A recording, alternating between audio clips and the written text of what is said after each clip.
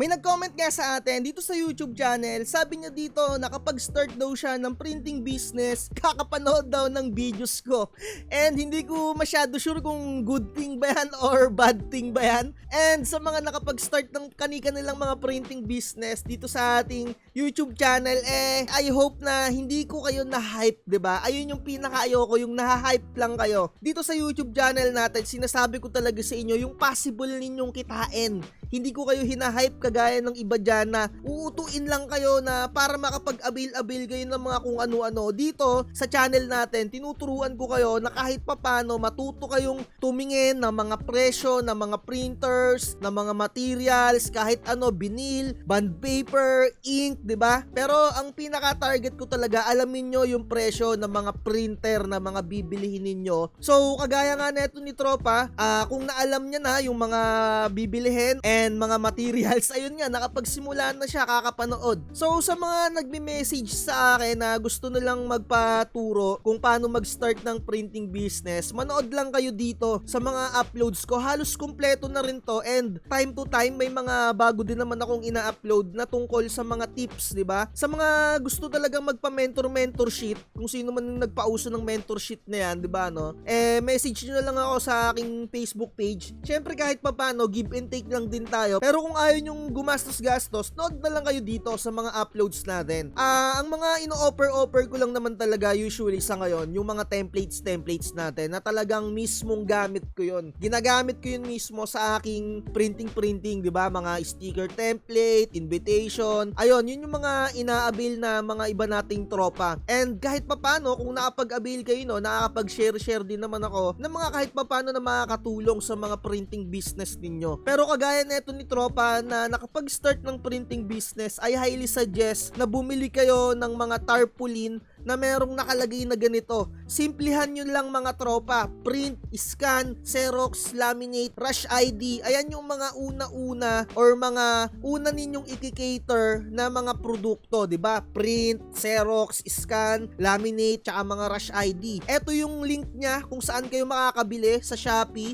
Maglalagay din ako ng link para sa Lazada naman. Kailangan nyo talaga niyan kahit na maliit lang, kahit 2x3 feet lang. 2 feet by 3 feet, okay na yan. Basta makikita lang sa lugar ninyo na meron kayong print, Xerox, 'di ba? Or scan or laminate, usually mga laminate, 'di ba? Or mga rush ID. Napaka-importante niyan. And message ko dito kay Anthony Medala, sana ituloy-tuloy mo lang 'yan, huwag kang magpapahype, yung tipong nakakita ka lang ay kaya ko tong umpisahan, yung tipong umpisa lang, no? Ituloy-tuloy mo lang 'yan kahit na tipong wala ka masyadong customer, sa una lang 'yan. Dito sa printing business natin, hindi mo masyado na masasabi na malulugi ka din dito eh. Kasi unang-una, bumili ka ng printer, 'di ba? Yung printer nandyan lang din sa iyo 'yan. Yung bond paper masisira ba 'yan? Hindi. Nandyan lang din 'yan, 'di ba? So kung meron kang personal documents, pwede kang makapag-print, hindi ka nalalabas din, 'di ba? Unang-una personal use, pwede or pang business mo na din unang-una, 'di ba? Yan naman talaga mga una-una mong i-cater eh. Kung gusto mo mga mag-side hustle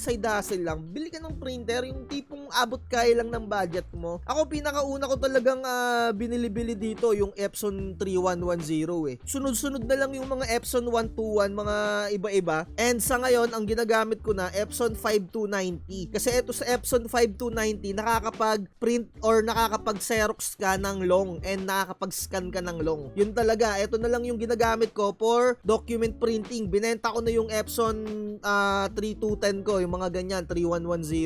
Kaso nga lang, medyo may pagkamahal nga lang to. Unang-una, wag kayong tipong magpo-full force sa inyong mga papasukin na business. Kahit hindi printing business yan, kapain nyo muna yung market. Kaya nga, ang lagi ko sinasabi dito sa YouTube channel natin, alamin nyo yung pasikot-sikot, hindi yung mag-a-avail ka agad kayo ng 60,000, 70,000, yung tipong umpisa pa lang, lugi ka na agad, di ba? Kaya nga sinasabi ko dito sa printing, walang lugi dito. Magpapalugi ka lang dito kapag ka nauto ka kung saan-saan ka bumili na yung presyo ng materials na binili mo, napakamura lang pala, 'di ba? Kaya kung papasukin mo yung mga business, even hindi printing business, alamin mo kung yung mga presyo ba ng mga materials mo ganun talaga yung presyo. Alamin mo yung galawan sa market, alamin mo yung presyo ng bond paper, sticker paper, ink, 'di ba? Hindi yung porket may mga nakita ka lang na kung sinong Poncio Pilato, mauuto ka na. Kagaya ko, even ako mga tropa, wag din kayo masyadong magpapaniwala sa akin.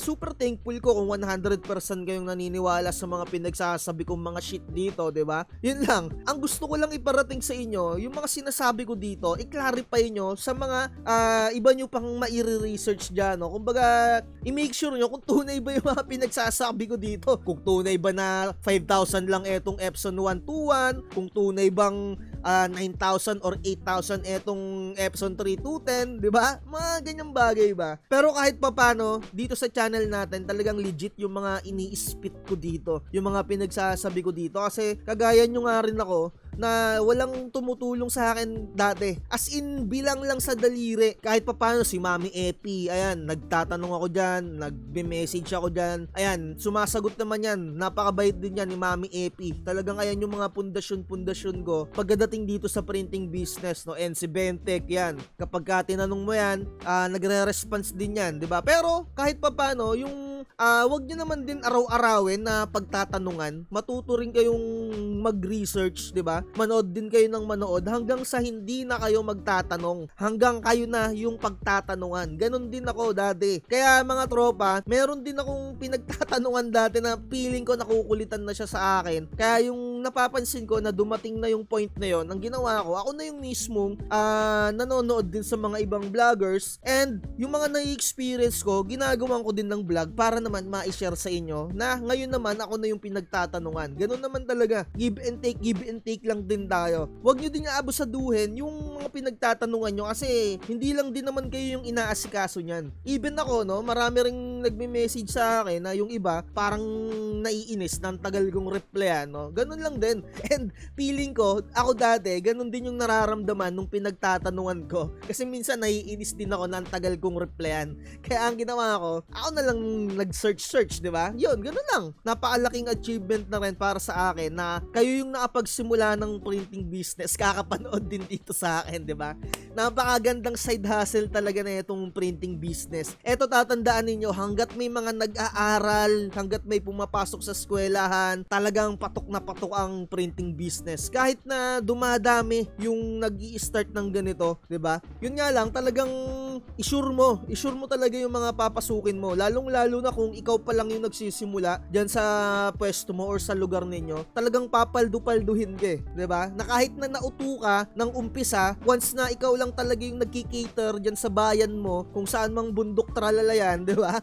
Napakaswerte mo. So ayun lang. Kung may mga katanungan kayo, comment down below na lang din diyan. And kung gusto niyo mag-avail ng one-time payment, yung one-time payment template ko as inkumpleto na yon. Napakaganda nun kasi lifetime access na yon. Although medyo costly rin siya, pero sinasabi ko sa inyo, walang mga traffic sign na mga template doon. So dito na natin siguro tapusin yung vlogs natin, no? Natutuwa lang ako dito kay tropa na Anthony na nakapagsimula siya ng printing business dito sa ating ina-upload. Napakarami nyo rin mga tropa. Yung iba kasi mga silent viewers lang eh. Mas na-appreciate ko yung mga nagko-comment ng ganito kaysa dun sa mga silent viewers din dyan, no? Makapag-interact lang din kayo, no? Para maganda din yung pakikipagsamahan natin or yung community natin. Gustong-gusto ko yung mga nag-i-interact kagaya ng mga ganito, although yung mga iba hindi ko talaga nare-replyan. Nababasa ko naman niya mga tropa, yung mga comment nyo, wag kayong mag-alala. Ayoko lang na yung parang medyo pipindutin ko lang yung heart, parang feeling ko nababastusan kayo dun eh. Yung hindi ko nga na-replyan pero hinart ko yung mga comment nyo, no? Ayun yung iniiwasan ko dito. Pero nababasa ko yan, kagaya neto. Sabi dito ni Jordan, sobrang baba na daw ng singil niya, mahal pa rin daw yung pagkakabenta niya, sabi ng mga customer niya, no? Even mga ganyan, nababasa ko yan. Although hindi ko na pinipindot yung heart kasi ayoko nung ganun eh. Ayoko din nung ganun eh. Ako personally, once na nag-comment din ako sa YouTuber tapos halimbawa hinart lang, mas gusto ko pa yung nire-replyan ako kahit link yung binibigay sa akin. So ayan, dito na lang tayo, no? Hindi ko pa talaga ma-promise kasi sa inyo kung kailan yung webinar natin, pero nod na lang din kayo sa mga gustong magpatulong or kung ano yung maire-recommend ko, message lang kayo sa akin. Ayun, nagre-reply naman ako dyan. Like, share, and subscribe. At lagi ko sinasabi, huwag magpapauto. Bye! Makikitang puso'y dinaan sa promo. Huwag kang magpapauto, mag-isip ka sa pilian. Sa laro ng buhay, dama ang tampuhan. Di lahat ng nagpa-hype, siguradong totoo.